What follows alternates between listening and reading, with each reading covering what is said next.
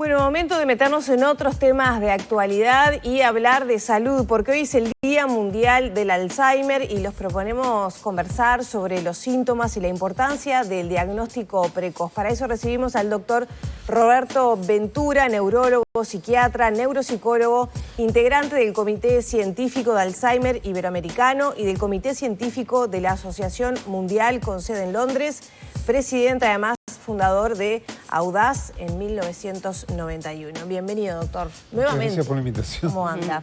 Muy bien, por suerte. Primera pregunta. Creo que está bueno separar la idea de qué es Alzheimer, qué es demencia, para ir conociendo un poco, a reconocer síntomas. Pero antes de eso yo le quería preguntar, ¿se ve una mayor incidencia en más casos de Alzheimer que antes o los detectamos más? ¿Cuál es la situación actual? Yo creo que lo que está pasando es que está mejorando la capacidad diagnóstica de esta enfermedad y se está definiendo más qué tipo de enfermedad, porque antes se ponían un fondo de saco común con el mismo rótulo, cuando realmente hoy se ve que son enfermedades algunas diferentes genéticamente, ¿no? Son casi 70 las enfermedades que dan demencia y Uruguay tiene una incidencia probable de 3.000 a 3.500 nuevos casos por año de demencia, que se suman a los más de 50.000 casos que hay. Acordate que cada caso es una familia que está pidiendo ayuda.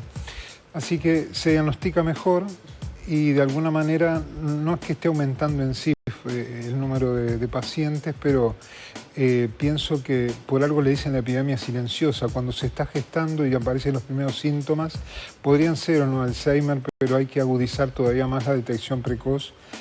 Y hoy también podemos hablar de prevención. Ahora parece ser que se puede prevenir cuando uno está en riesgo de tener la enfermedad con 3 parámetros de calidad de vida, ¿verdad? Tanto ejercicio físico, cognitivo y cuidado con las dietas. Dietas estilo mediterráneo, poca carne roja, mucho pescado, legumbre. Bueno, las dietas mediterráneas ahí estamos típicas. En el leve, los uruguayos, ¿no? Con la cantidad de carne que comemos por año. La verdad que sí.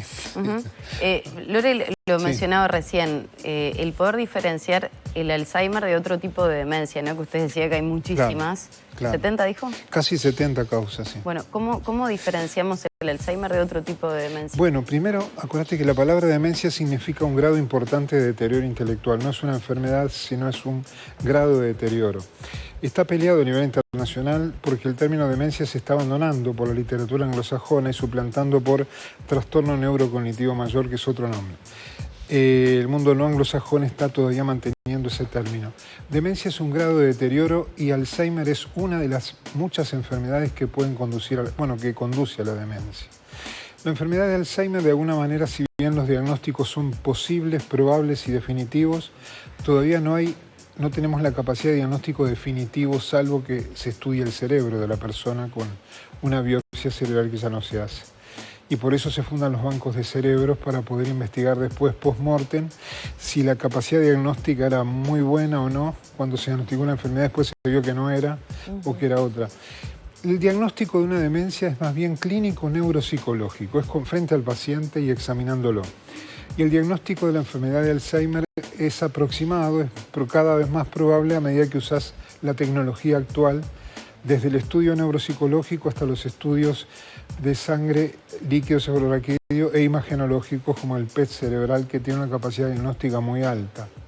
Bueno, ahí para hablar específicamente del Alzheimer, ¿no? Pero muchas personas, sobre todo con el paso del tiempo, empiezan a tener a veces pérdida de memoria puntual, olvidos o confusiones. Sí. Y ahí genera confusión.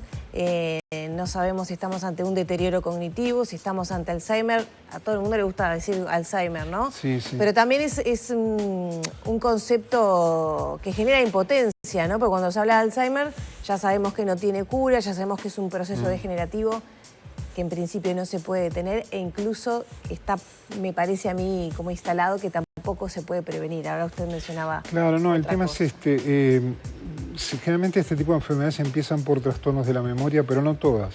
Hay cuadros que inician por otras personas que se pierden en la calle, o que no manejan el dinero, o que no pueden leer y escribir bien. Son formas de inicio muchas veces atípicos. El trastorno de memoria es el más común. La persona consulta muchas veces asustada pensando que tiene ya el inicio de una enfermedad de Alzheimer. Se parte desde la normalidad hasta que algo que llamamos queja subjetiva, que es el paciente se queja, lo examinamos y no encontramos nada, hasta que empieza con la categoría de deterioro cognitivo leve, que ya es un deterioro patológico y que es un grupo de riesgo de tener una demencia más adelante, no de Alzheimer. Cuando el perfil de deterioro ya es característico, que evoluciona, la persona repite varias veces lo mismo, recuerda más lo viejo que lo de ahora, el aparato de memorización se está parando y comienza con las anomias, faltas de vocablos o que se pierde un poco en la calle, el perfil ya es característico de una enfermedad degenerativa cuando eso es evolutivo y progresivo. Porque a veces se ven estos síntomas de inicio brusco y no es la enfermedad de Alzheimer. Si bien puede ser hasta desde una encefalopatía vascular, hasta traumatismos de cráneo y otras patologías que dan inicios bruscos. La enfermedad de Alzheimer se diagnostica entonces en forma clínica, neuropsicológica, imagenológica como probable, y el paciente tiene que ser seguido en su evolución para ver si muestra el perfil evolutivo característico. Los trastornos de memoria no tienen que asustar, porque cuando estamos con mucha ansiedad, angustia o depresión también tenemos problemas de memoria. Y muchas veces el paciente empieza con trastornos de memoria por una enfermedad de ese tipo, a lo que suma angustia, ansiedad y depresión, que aumenta el olvido. Yo siempre le digo a las personas que el olvido no es igual a enfermedad de Alzheimer, que lo menos probable es que sea una enfermedad de Alzheimer, ¿verdad? Y que de alguna manera vamos a ver qué tipo de enfermedad es, lo estudiamos y lo seguimos en el tiempo. La palabra Alzheimer no debería ser usada en estadios precoces cuando uno no... Es un diagnóstico de probabilidad. Deja muy asustado al paciente. Y asustamos a la comunidad. Por eso siempre es bueno informar sin asustar. El anosmia y el trastorno del olfato aparece también en los inicios precoces de la enfermedad de Parkinson, de Alzheimer y de otras personas. Pero si es un síntoma que le damos prioridad, cada vez que estamos resfriados perdemos el olfato. Entonces no hay que asustarse con ese tipo de... Doctor, ¿y qué pasa con la medicación? Que tanto se ha hablado en los últimos años, que puede llegar a surgir en este 2023 algún tipo de medicamento que en estadios leves, o por lo menos iniciales, puede llegar a detener ese deterioro de las neuronas. Es importante la pregunta porque la medicación hasta el día de hoy no para ningún proceso de enfermedad. Ayuda, es como dar combustible al motor, ayuda a que funcione algo mejor las redes de la memoria, de la atención, cuando estás dando aproximación de medicamentos para la cognición. Pues el comportamiento también se desajusta y para eso hay otros medicamentos. Siempre para esto hay consejos o tratamientos no farmacológicos, qué hacer, cómo actuar cuando empiezan este tipo de síntomas, y se usa lo farmacológico ya sabiendo que a veces no es muy dramático el cambio en el paciente en cuanto a su mejoría de memoria, pero ya está pautado qué medicaciones usar. Han salido algunas medicaciones nuevas, en algunas hemos tenido mucha esperanza y no resultaron, muy costosas, y ahora se acaba de aprobar otra medicación que este año probablemente esté a la venta en Uruguay. No va a ser barato y tampoco es claro que detenga nada del curso de la enfermedad. Por eso, si bien todas son ayudas y tenemos esperanzas en que más adelante se pueda llegar a detener de alguna manera el proceso, se enfoca mucho en la prevención, que no es seguro tampoco qué porcentaje se puede prevenir, y la población en riesgo debería ser identificada. Pero desde el consejo de mantenerse en actividad intelectual, no comer demasiada carne roja, tener actividad física, todo eso de alguna manera ayuda a evitar cuando uno está predispuesto en un porcentaje que no está claro. Se habla de un 20%, 25%, yo tampoco lo tengo claro, pero son consejos que tenemos que dar. ¿Y el componente genético? Es decir, si mis padres tuvieron algún deterioro cognitivo o Alzheimer, ¿lo voy a padecer también? La heredabilidad es muy baja.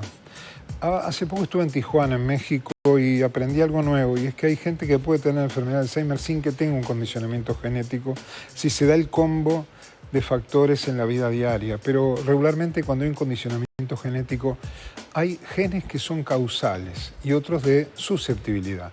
Causales, cuando tenés esa alteración genética vas a tener la enfermedad, esa alteración de cromosoma 1, 14, 21. Después hay más de 100 genes de probabilidad de que lo puedas tener y en esa población hay que trabajar para que no se desencadene el proceso. La heredabilidad no llegaría a un 2%. Quiere decir que, así como otras enfermedades, podés estar algo más predispuesto si tenés familiares en primer grado, pero es algo más predispuesto. Las cuestiones emocionales también son un factor de riesgo, es decir, una persona que tiene una buena gestión de sus emociones, un abordaje, digamos, de su salud mental, como que lo va procesando la vida, y otras personas que no, ¿no? Que guardan más y que son ahí como más vasija de contención de emociones que en algún lado quedan, ¿no? Sí, sí. ¿Eso tiene una influencia en sí, un posible y bueno, de alguna manera cognitivo? sí. La alta carga de estrés puede oficiar de gatillo de alguna de estas enfermedades. Está pasando en el Parkinson, en la enfermedad de Alzheimer. No es que sea la causa, pero gatillan a veces cuando uno está ya predispuesto y puede empezar la enfermedad, a veces como que aceleran. La vida sin estrés es casi imposible, pero de alguna manera hay que evitar esa sobrecarga y esas mochilas que nos ponemos en el diario vivir. Y lo importante es saber que el almanaque se nos va, hay que tratar de ser felices de alguna manera, ayudar a las personas que están con estos problemas. Y yo pienso que, como vos decís, llevando una vida más sana y no con poca carga de estrés, siempre uno elimina el factor de que te empuja hacia el desencadenar esos procesos. Se ha visto que después de una pérdida importante, fallecimiento de un familiar, de una pareja, robos, accidentes, comienza una bajada que a veces nos cuesta entender cómo es el mecanismo, que después que empezó un cuadro depresivo, una alta carga de estrés, se desencadena y dispara un proceso que es progresivo.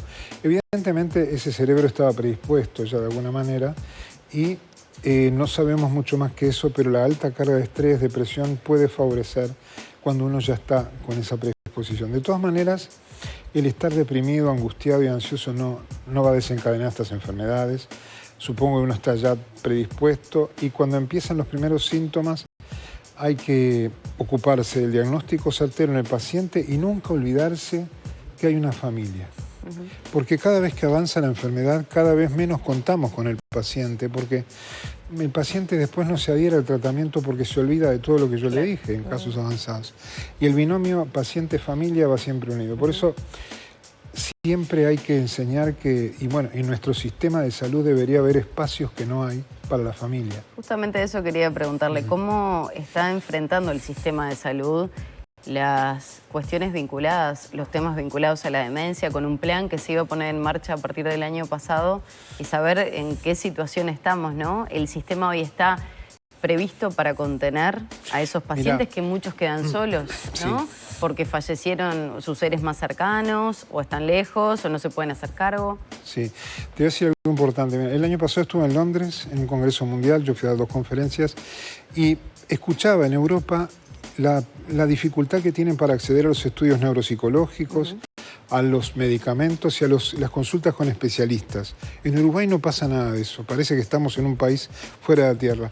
Uruguay tiene fácil acceso a todos los exámenes, a los estudios neuropsicológicos que se piden con mucha frecuencia, a la medicación, pero sigue sin haber espacio para la familia en el sistema de salud. El plan de demencia que se firmó, bueno, todavía no se empezó a instrumentar, se firmó ya por el ministro Salinas. Es un buen plan de demencias y en Uruguay el año pasado se fundó acá en Uruguay Alzheimer University, que es un ramal de la Asociación Mundial de Alzheimer que se va a dedicar a enseñar el tema en todos los países para tener un lenguaje común, porque es un tema que abarca la psiquiatría, la neurología, la neuropsicología, la medicina familiar. Estamos trabajando en unificar un discurso para que el ámbito médico sepa cómo dirigirse a la familia y vemos la forma en que ya empezaron iniciativas privadas de asesoramiento familiar. Si vos asesorás bien a una familia, la angustia y la ansiedad baja, entienden más la enfermedad y la familia que parte desde la negación hasta la aceptación, que pasa por varias etapas de la culpa, el síndrome del cuidador, podés ayudar mucho con una información bien dada. Como no ha salido una medicación todavía que contundentemente detenga ni cure ninguna de estos tipos de enfermedades, la herramienta más poderosa es asesorar a la familia. El paciente a mitad de camino de la enfermedad ya empieza con lo que se llama anosognosia. ¿Qué es? No sabe que está enfermo. Quiere decir que puede venir el paciente y dice, mira, yo no sé, me traen, pero yo no sé a qué me traen, yo estoy bárbaro. Y el paciente, ves a una familia sufriendo y un paciente que no lo ve sufrir. Si bien es devastadora esta enfermedad a nivel de la estructura psíquica del paciente, hay que enseñarle a la familia que tanto la anosognosia no hace sufrir al paciente, Y la apatía, que es el apagamiento, que no es depresión precisamente, que el paciente tiende a quedarse quieto, son síntomas que tratar de entenderlos para respetar la enfermedad, los síntomas y ayudarlo. No exigirle hacer cosas que no quiere, porque además no va a aprender cosas nuevas en estados avanzados. Hay que enseñar a la familia cómo mantener la dignidad, la imagen social, familiar del paciente. Sí, es muy difícil con este tipo de enfermedades, claro, teniendo en cuenta que hoy trabajamos cada vez más horas, sí, más días, hasta más edad. Entonces, sí, llegar después de todo un día, tener tu familia, sí, además contener a esa enferma, hay que desarrollar una capacidad muy importante, porque no son enfermedades fáciles aparte, ¿no? No. De contener cuando hay comportamientos inadecuados, porque también esas neuronas se van deteriorando y ya no distinguimos, parecen niños, ¿no? Tal cual. Es una formación muy importante a la familia. No sabés la angustia que mueve a las familias. Fíjate, estamos hablando de probablemente más de 3.000 nuevas familias que tienen este problema en Uruguay. Tal vez más. Son cifras extrapoladas del exterior, no sabemos bien en Uruguay.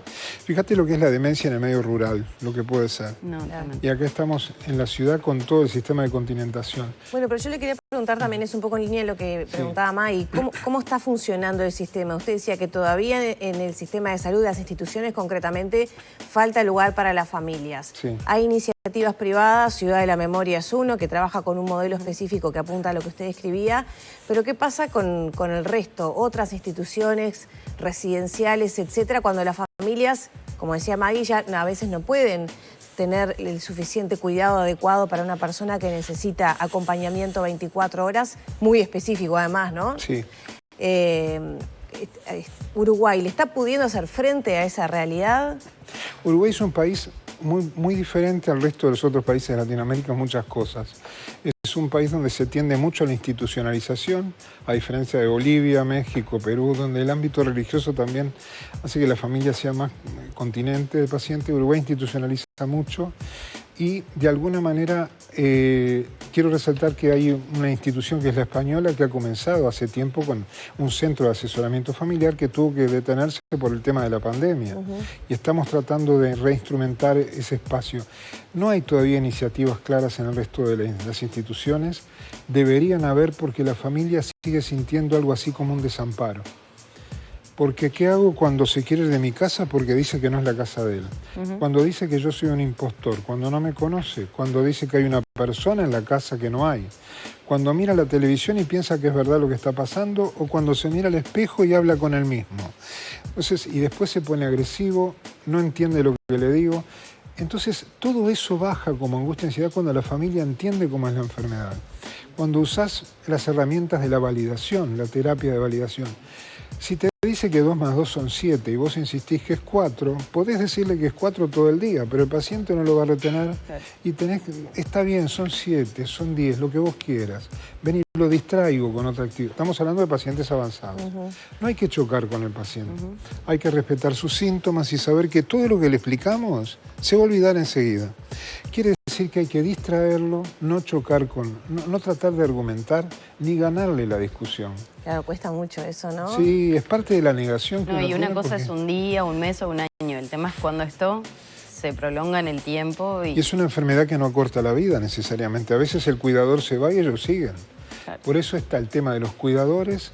Uno tiene que asesorar a los cuidadores y saber que hay momentos en que la institucionalización se justifica. ¿Cuándo se justifica un residencial? Cuando el sistema de continentación familiar se desbordó, económicamente o emocionalmente. Hay familias y familias. Hay familias donde no hay nadie y están en el exterior. Hay familias con un solo integrante y a veces hay 10 que se descansan en uno. Hay que identificar el cuidador primario, que no se agote y no se enferme el cuidador primario con el síndrome del cuidador. Si el cuidador primario falla, falla todo. Cada vez más cuidamos al cuidador y el paciente sigue el rumbo de su enfermedad y enseñarle a cómo cuidarlo y cómo convivir con él. Y en las instituciones poder asesorar bien a los integrantes de la institución o residenciales para saber cómo hay que tratar a estos pacientes. Ciudad de la Memoria es la primera iniciativa privada especializada en estos temas. No se aceptan personas normales. Estamos tratando de hacemos asesoramiento familiar, encuentros con las familias, no solo el paciente. explicamos a la comunidad cómo tiene que dirigirse cuando están en domicilio y qué hacemos nosotros cuando están adentro. Saber hacer una historia neuropsiquiátrica del paciente y, a mi juicio, tratar de reformular un poco cómo se enseñan estos temas en la Facultad de Medicina. Sí, todo un desafío. Doctor, muchas gracias